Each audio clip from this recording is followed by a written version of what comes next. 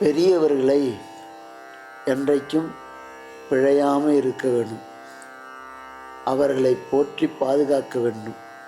பெரியாரை துணை கோடல் என்று ஒரு அதிகாரமே நமக்கு வைத்திருக்கிறார்.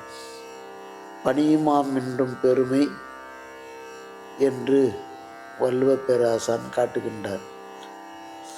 ஆகையினால் பணியப்படுவது என்பது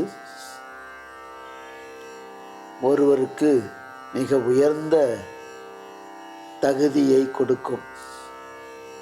அப்படி எவ்வளவுக்கு எவ்வளோ அவர்கள் ஒரு பணிகின்ற தன்மை இருக்கிறதோ அந்த தன்மை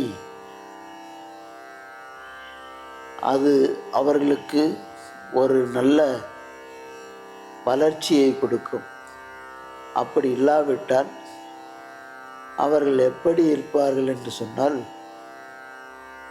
ஒரு பணிகின்றவர்கள் லட்சுமியை தன்னிடம் வரவழைத்து கொள்வது போன்றது. பணியாதார்களினுடைய தன்மை எப்படி இருக்கும் என்று சொன்னால், அவளுடைய மூத்தாள் என்று சொல்லக்கூடிய மூதேவி என்று சொல்வார்களே, அவர்களோடு கலப்பினத்திலே சேர்வதற்கு ஒப்பாகும் என்பதை பணியப்படுவார் புறங்கடையராக தனிவில் கலிப்பினால் தாழ்வார்க்கு அணிய இளையான் முயக்கனினும் செய்தன்றே மூத்தால் புனர்முலை போகங்கொலல் என்றும், மூத்தாள் என்பது இங்கே மூதேவி, இளையாள் என்பது லக்குமி.